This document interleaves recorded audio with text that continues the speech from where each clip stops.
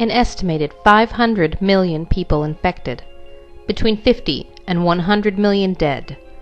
A world torn apart by war and by a strange, deadly new disease. It swept across the world, leaving nowhere untouched. It was so deadly, rumors spread through the streets that the Black Death had returned. This was the Spanish flu of 1918, the deadliest pandemic of the 20th century. Epidemics have infected societies throughout history.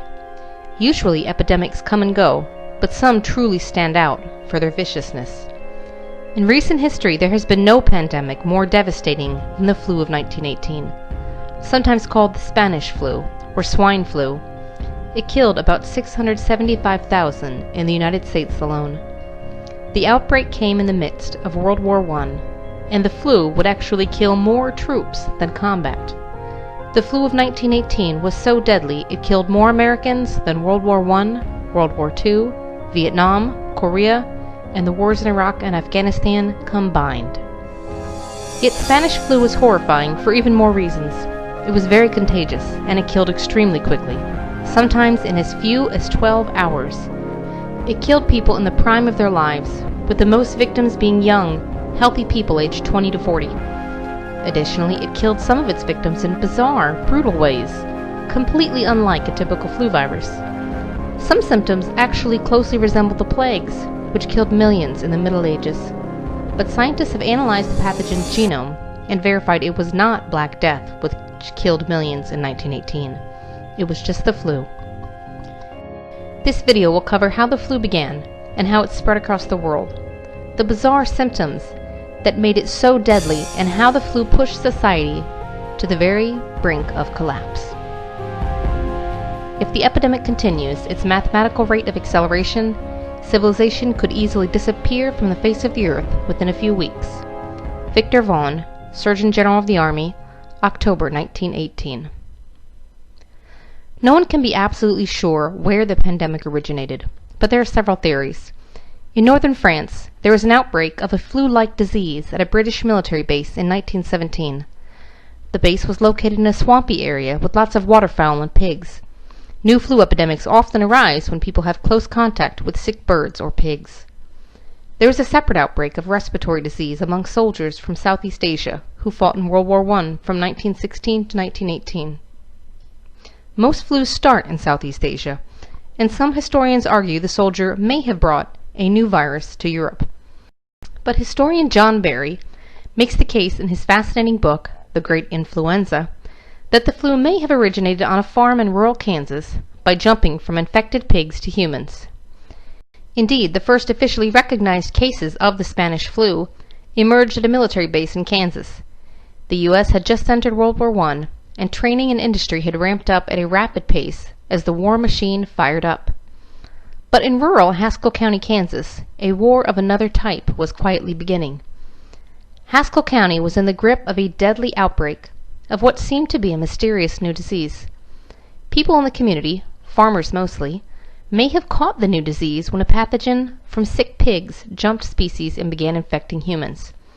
The new virus, the swine flu, was shockingly contagious and extremely deadly. A local doctor was terrified by the death toll of the new virus and contacted the U.S. Public Health Service for advice. His concern was noted, but nothing else was done. After all, it was a tiny rural backwater. How could it spread far in such a sparsely populated area? Slowly the virus began to die down as it ran out of new people to infect. Perhaps it would have stopped there had the times been different, but 1918 was the perfect breeding ground for a worldwide pandemic. In early 1918, every military base was teeming with young men training for war. The military hurried to build new barracks, hospitals, training areas, and facilities to support the influx of hundreds of thousands of men. Some of these men were volunteers, and some had been drafted. The strange new disease was just dying down in Haskell County when a few young men left there, headed to Camp Funston, Kansas, for training. Camp Funston, located at modern-day Fort Riley, was already over capacity, with 56,000 young men training for war. There hadn't been time to build enough barracks for all of them. It was the coldest winter on record east of the Rockies, yet many men were sleeping in tents without any heat and only thin blankets. In an effort to keep them all warm, The commander ordered all the men to move into barracks, violating the health and safety rules that dictated how much space each soldier should have. Inside the barracks, men huddled around stoves trying to keep warm. The men from Haskell County must have crowded in close too, even as they began to cough and sneeze. That's all it took. In the overcrowded barracks, the flu spread rapidly. It only took 6 days for the outbreak to begin. The men from Haskell County arrived on February 28th. Less than 1 week later, men began flooding into sick call. Within just a few weeks, the flu swept across the base, sickening thousands and killing between 38 and 50. It was a high death rate for the flu, but it was nothing compared to what was coming next. The virus was about to mutate and become much, much worse. Flu viruses are constantly mutating, and sometimes there will be a really big shift, or a virus that usually affects only animals mutates so it can infect people too. When that happens, it can be very deadly. The flu comes in waves. That's why we have a flu season. Although it may seem like a bad flu is done, the flu can hide for a while, or go infect people in a different part of the world and then return even worse. In the case of the 1918 flu, 3 waves of flu devastated the world. The first wave wasn't too bad, but the second and third waves were extremely dangerous. The outbreak at Camp Funston came just at the end of the flu season in the United States, so the first wave infected a lot of people, but then faded away. The military wasn't worried. They were grappling with a far more deadly outbreak of measles at the time. The flu virus seemed to fade away, but really it just went abroad to take on a world at war. It stalked into camp when the day was damp and chilly and cold, with a hand that was clammy and bony and bold, and its breath was icy and moldy and dank, and it killed so speedy and gloatingly greedy that it took away men from each company rank. The flu, Private Josh Lee, 1919. Nearly all the ships carrying American troops to war arrived at the port in Brest, France.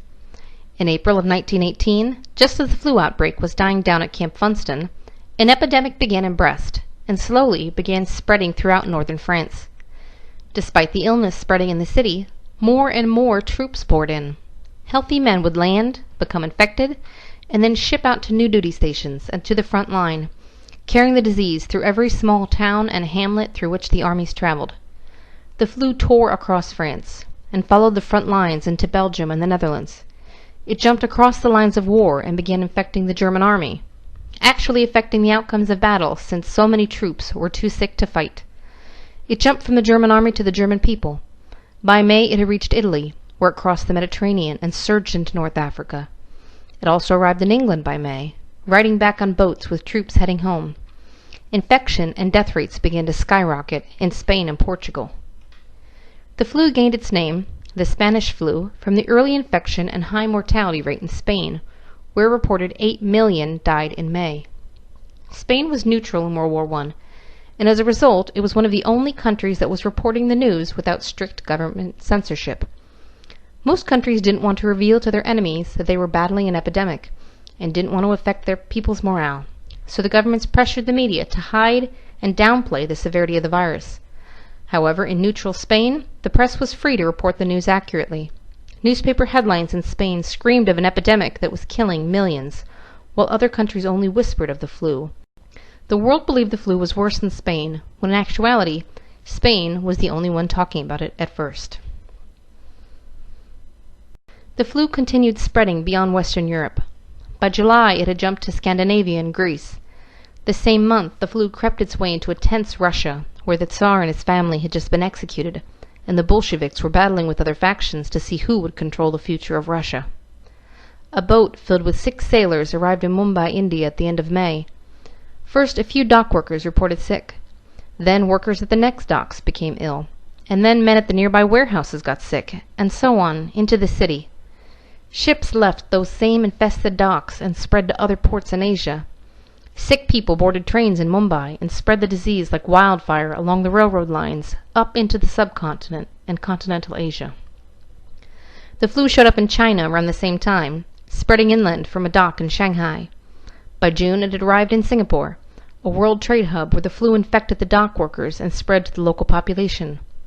From the bustling docks, sailors carried the flu south into Indonesia and north into Malaysia and Thailand, where it continued to spread. By July, it had reached sub-Saharan Africa, with infected sailors who arrived at the ports. It entered West Africa from ships arriving in Freetown, Sierra Leone. It infected Eastern Africa via the port in Mombasa, Kenya.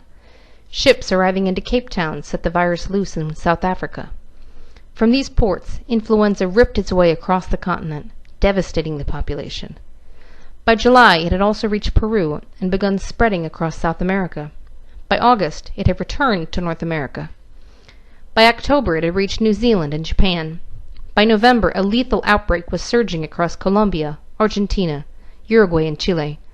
Despite quarantines on ships entering port, dock restrictions, and a concerted effort at containment, it finally spread into Australia by 1919. In less than a year, the deadly flu had surged around the world. The flu was able to spread so efficiently for many reasons, including the movement of vast companies of troops around the world, and the conditions those troops were living in. World War I was desperately brutal, and trench warfare made for horrific living conditions and for the perfect breeding ground for disease. Men lived out in the open, with no protection from the freezing winter, the pounding rain, or the sweltering sun. Troops at the front lines lived in filthy trenches for months at a time, where they had to eat, sleep, and answer all the calls of nature within close contact with each other. When it rained, the trenches filled up with water that became rank and foul as it had nowhere to drain. Men's feet rotted in their boots, a condition called trench foot. Dead bodies lay decomposing in no man's land between the two armies. When it rained, water would wash excrement, decomposing body parts, and filth down into the trenches where the men lived. Constant bombing churned up the dirt and turned the ground into a sloppy swamp. The mud became so bad that in some places it was like quicksand. Planks were laid down for the men to walk on. There were cases of horses, pack mules, and even soldiers slipping off the walkways and drowning in the mud before they could struggle out of their heavy gear. By the end of the war, over 9 million combatants and 7 million civilians would die in the war. Thus, it's not surprising that when a virulent new virus arrived, it became an even more deadly foe than the enemy soldiers. At some point, in the summer of 1918, the flu mutated to become more deadly. It gave some people the normal symptoms of fever, chills, nausea, aches, and diarrhea, and many got sick, then recovered like a normal flu. Some were sick longer or died after catching a secondary infection, such as pneumonia. However, many people became violently ill with strange symptoms. In fact, in the July 1918 edition of the medical journal The Lancet, doctors argued that this strange epidemic couldn't be the flu because the symptoms didn't fit. Italian doctors argued the same. In some people, Spanish flu caused fevers that were so high people hallucinated. Some writhed in agonized muscle pain so bad that doctors thought they had dengue, also called breakbone fever. It made some people temporarily or even permanently blind, deaf, or paralyzed. Some lost the ability to smell. Some had strong vertigo and would fall over if they tried to walk. Extreme ear infections developed very quickly, going from the first pain to the eardrums rupturing within only a few hours. Some had terrible headaches and double vision. Severe mucus excretions and inflammation made it hard for victims to breathe. Some people coughed so hard they tore their abdominal muscles. Doctors doing autopsies saw lungs so damaged that they resembled those of people who died from poisonous gas in the war. Some people developed a symptom most physicians had never seen before. Tiny puffs of air would leak out from tears in the lungs and get trapped beneath the skin, puffing up in little pockets all over their bodies. When they moved, the pockets would crackle like a bowl of Rice Krispies, according to one nurse.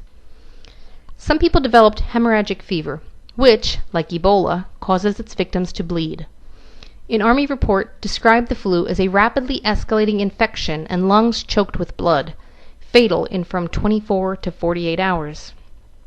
Some people bled from their nose, their ears, and their eyes. Some people with the 1918 flu became so oxygen-starved they began to turn blue, or even looked black, a condition called cyanosis. People reportedly turned so dark that it was difficult to distinguish white people from people of color. For this reason, the flu picked up the nickname the Blue Death, and many wondered if the Black Death had returned. When people began turning blue, doctors knew they wouldn't survive more than a few hours. The flu was also terrifying because it could kill so quickly. Many victims died within a day or two, or even hours of showing their first symptoms. According to a story recounted in the book The Great Influenza, a man in Cape Town, South Africa boarded a streetcar just as the conductor died. During the 3-mile ride to his house, 6 more people on the streetcar died. When the driver died, he got off the streetcar and walked home. We've had a number of cases where people were perfectly healthy and died within 12 hours. Charles Edward Winslow, epidemiologist and professor at Yale University. In late summer of 1918, the flu virus returned to America, but this time it was far more deadly. In August, a ship full of sick people arrived in New York City from Europe. 4 men had already died at sea, and 200 more people on the ship were sick. Many were taken to hospitals, but they weren't quarantined. In the following week, several more ships full of sick people arrived. The same was happening in other deep-water ports, like Boston, Philadelphia, and New Orleans. At the same time as the virus was arriving and spreading in ports, ships left those same ports headed for Canada, Central America, the Caribbean, and South America, carrying infected people.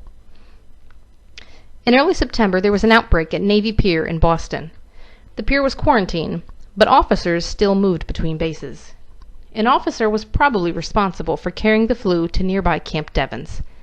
At first, just a few men reported sick, and then within only a few days an epidemic broke out. By mid-September, thousands of men were sick, in many cases violently so.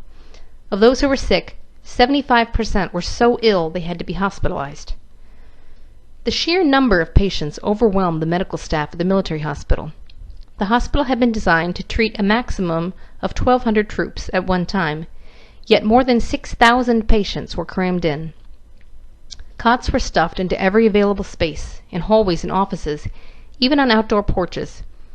The doctors and nurses fell ill. There were simply not enough healthy people to care for the thousands of sick people. So many died that they couldn't all fit in the hospital morgue. The dead were stacked up one on top of another, like firewood in the hallway outside the morgue. Every day they were carted away, and every day the hall filled up again. The Army medical officers issued an order that no men should be sent to or shipped out of Camp Devens. However, that's not what happened. A group of officers left Camp Devens, headed to Camp Grant in Illinois. Despite the rules against it, the chief officer there had authorized overcrowding due to a shortage in barracks, once again giving the ideal environment for the disease to spread. Shortly after arriving, the officers from Camp Devens became sick. The men were quarantined, but it was already too late. Within 2 days of the first cases, the flu was widespread throughout the camp. Within 4 days of the first case, men started dying. Within 5 days, doctors and nurses became sick and started dying. By 6 days, there were 4,000 men admitted to the hospital, and they converted 10 barracks into temporary hospitals. By 7 days, they were running out of medicine, disinfectant, and other medical supplies. By 9 days, they converted 9 more barracks to serve as hospitals, bringing the number up to 20. They didn't have enough beds, sheets, or ambulances to carry all the infirm. When they ran out of beds, soldiers were ordered to stuff straw into sacks to use as mattresses for the sick. They still didn't have enough. They tried to make enough face cloths to cover people's mouths to fight the spread of germs, but they ran out of cloth. The Red Cross set up a station to notify relatives that their loved ones were dying or dead. Now relatives poured into the midst of a deadly epidemic. Healthy relatives were escorted by coughing service members to identify dead bodies in the morgue. They crowded into the overfilled hospitals to visit ill loved ones. Desperate parents and wives tried to bribe nurses and orderlies to give special care to their soldier. It became such a problem that the head officer issued a warning about accepting bribes.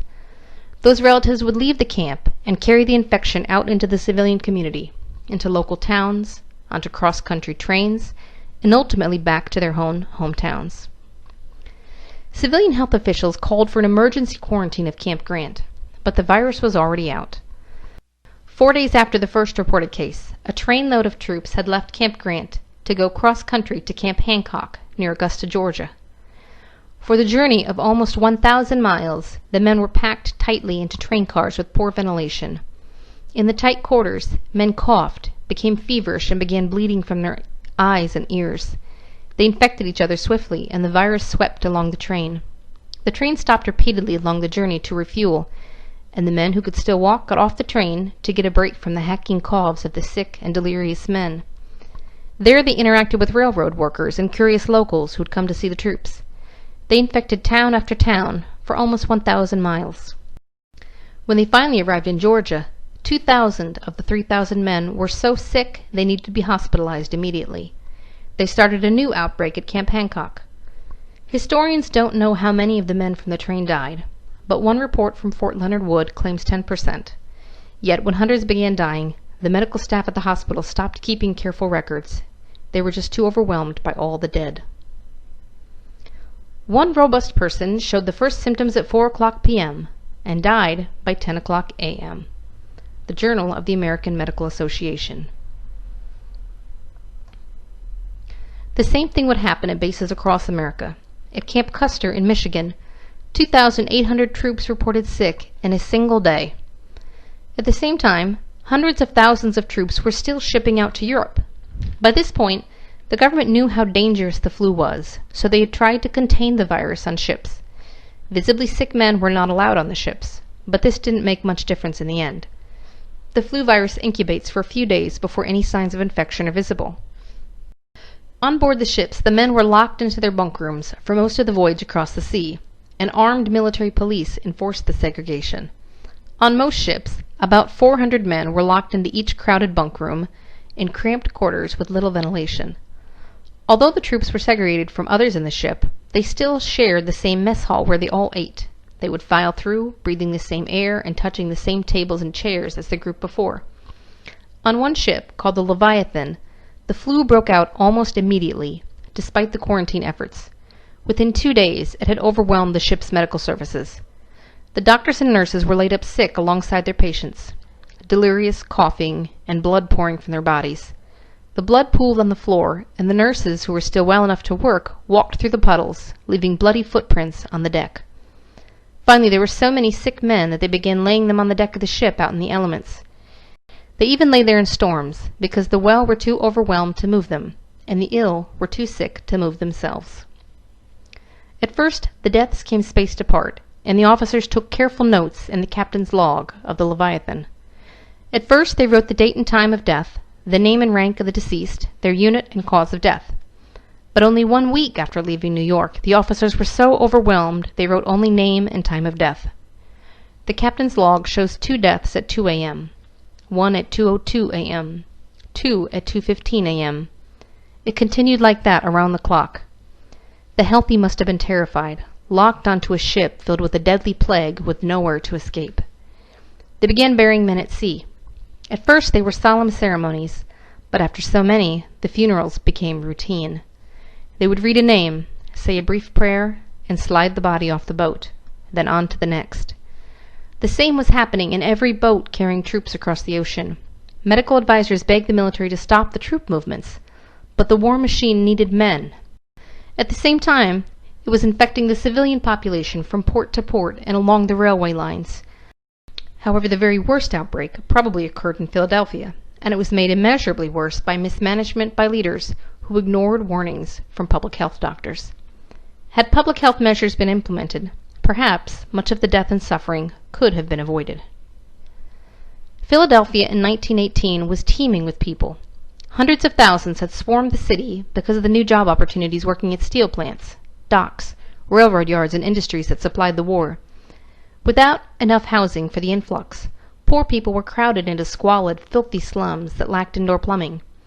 Multiple families would cram into one apartment and share an outhouse in an alleyway with hundreds of people. Sometimes people shared not only apartments but beds, even sleeping in shifts.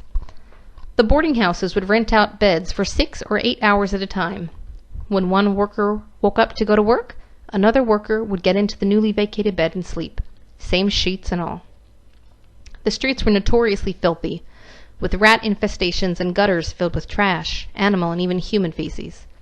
With people living in overcrowded conditions, exhausted from hard labor and weak from poor nutrition, dirty water, and bad air quality, it was a perfect breeding ground for an epidemic. I had a little bird. Its name was Enza. I opened the window, and influenza. Children's jump roping song, 1918.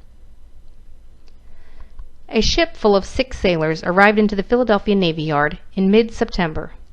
Within a few days, the Navy hospital was overrun, and the Navy began sending sailors to civilian hospitals in the city.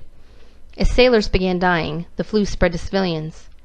2 days after the first sailor arrived at the hospital, multiple doctors and nurses felt fine as they started their shifts, yet collapsed and became desperately ill within hours. However, the health board for the city didn't want people to panic. They downplayed the severity of the disease. After the death of several sailors and civilians, the health board confidently declared the disease had reached its zenith and already begun to decline. It hadn't even gotten started. At the same time, the federal government was desperate for money from war bonds to fund the war. People would buy bonds, essentially loaning the government money for a promise of being paid back later with interest.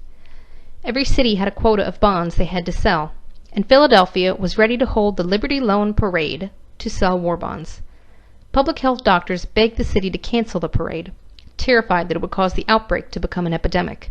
The city government ignored them. On September 28th, hundreds of thousands of people jammed into the downtown streets to watch the parade. In that huddled crowd, all crushed together, it only took a few coughing, sneezing people to launch the epidemic. Within 76 hours, just 3 days later, the city's 31 hospitals had run out of bed space. They were completely full. Some hospitals tried to cram in more by laying patients on cots in the hallways, in offices, and on balconies. In some cases, the sick were laid on the floor next to a dying patient. Once the patient died, the body was taken away, and the new patient would be lifted into the same bed, still warm from the previous occupant. The city opened several temporary emergency hospitals, but it wasn't enough. Hospitals started refusing to accept any more patients. People lined up outside begging to be let in. Some died standing in line. Even for those who got in, care was non-existent for most people. The hospitals ran out of medicine. The doctors and nurses were overtaxed, and they were dropping from the flu. They were desperate for help. People with no medical training volunteered. Physicians and nurses came out of retirement. Medical schools closed, and first-year medical students were put in charge of an entire floor of a hospital.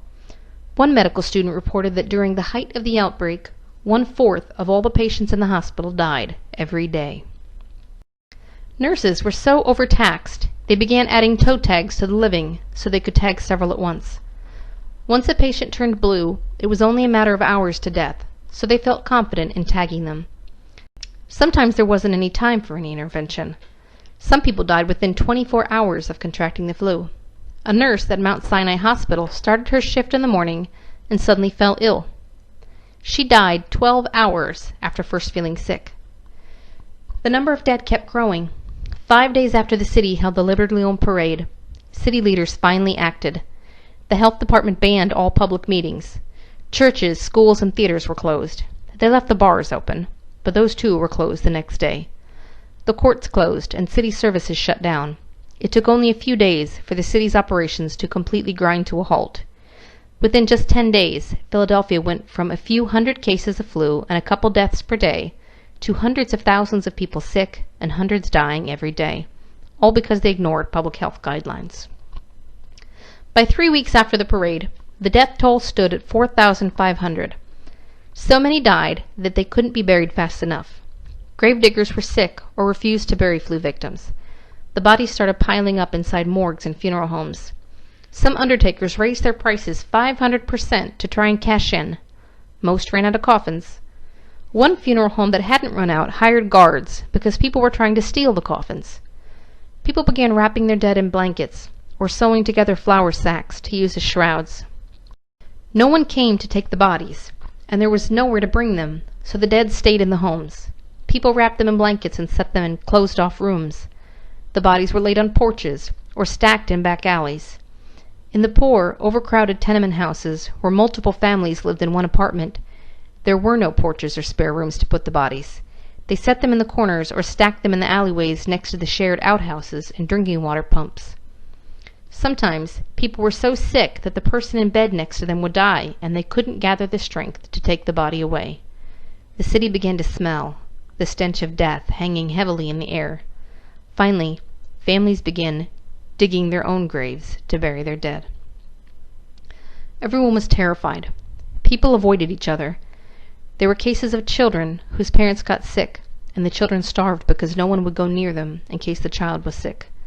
This was particularly a problem, since those who were most likely to die were people aged between 20 to 40, many of them parents. People couldn't get food because no trucks were delivering goods in the city. The streets fell silent. Every business was closed. People hid inside their homes. The streetcars stopped. The police cars stopped. The entire city ceased to function. You were constantly afraid. You were afraid because you saw so much death around you. You were surrounded by death. When each day dawned, you didn't know whether you would be there when the sun set that day. It wiped out entire families from the time that the day began in the morning to bedtime at night. There wasn't any single soul left. William Sardo, Washington, D.C. The Philadelphia city government was by now non-functional. Wealthy Philadelphia families appealed to the federal government for help, but there was no help to send. Cities all across America were buckling beneath the weight of the epidemic, and the federal government was busy managing the outbreak on military bases and among troops in Europe. With the city government failing to act, the women of elite Philadelphia families, many of the same who had organized the Liberty Loan Parade, banded together to start outreach efforts. They gathered together civic leaders from across the city to start planning. They set up a special hotline to answer questions about the flu, but had a hard time keeping it staffed because so many employees were sick. They set up local neighborhood leaders who would organize distribution of food and medical care.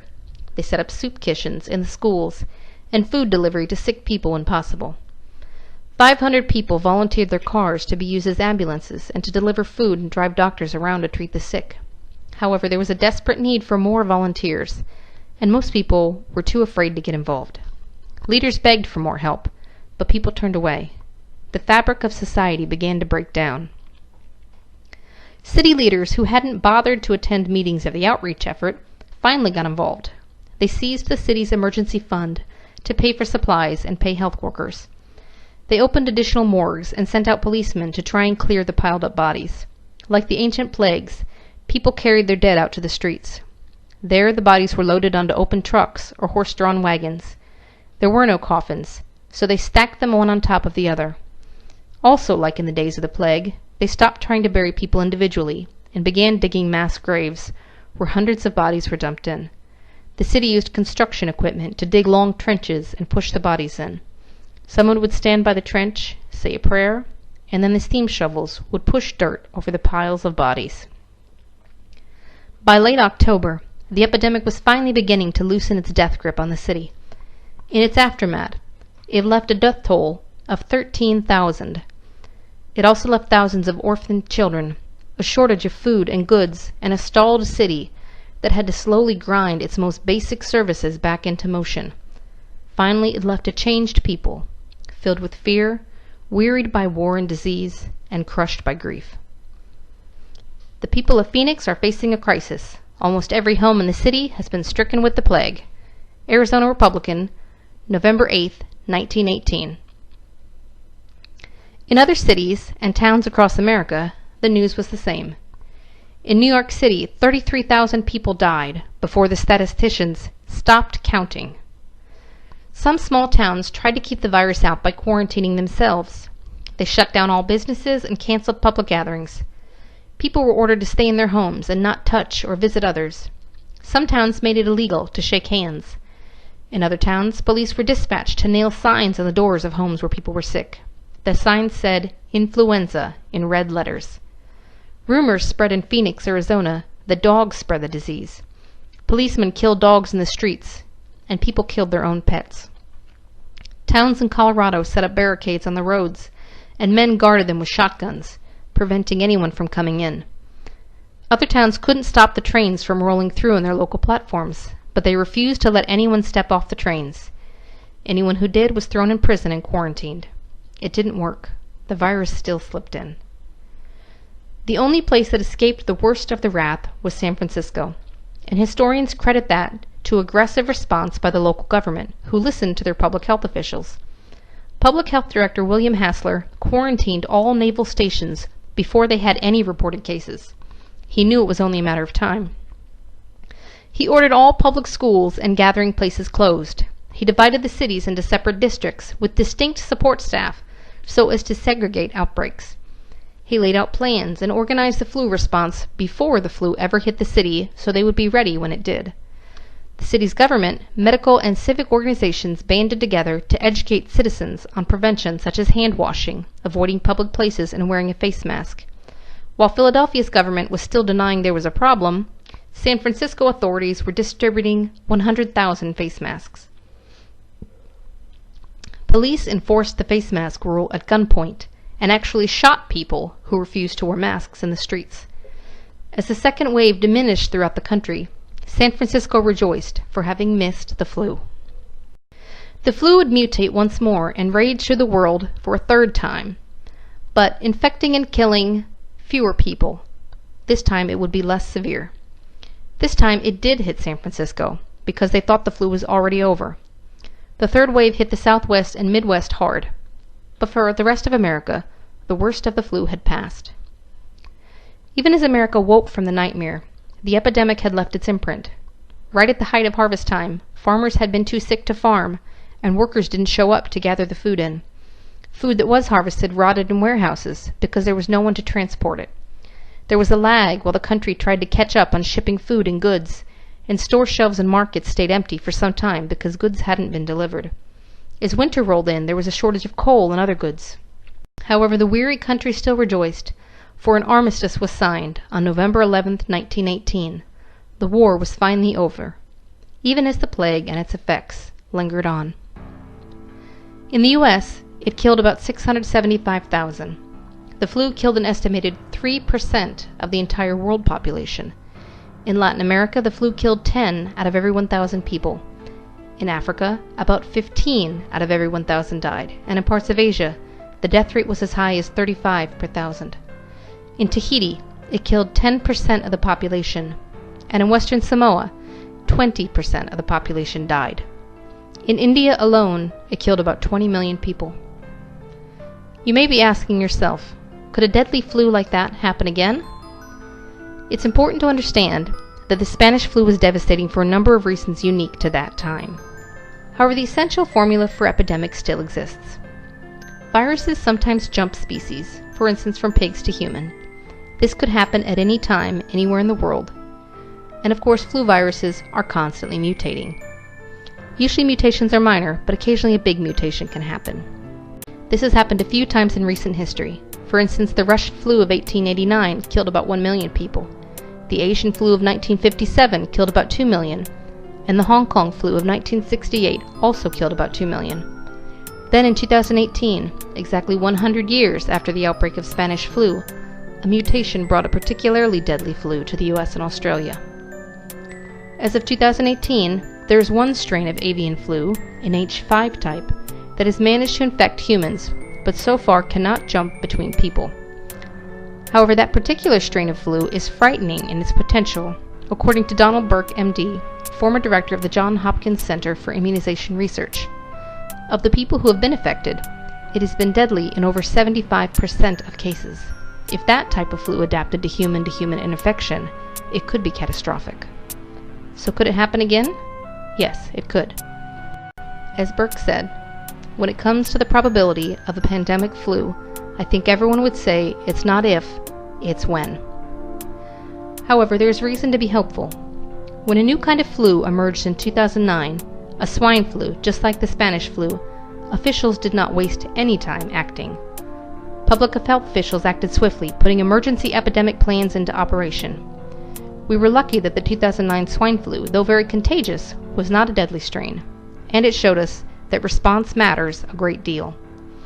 In fact, the way we respond to the next big epidemic could mean the difference between life or death.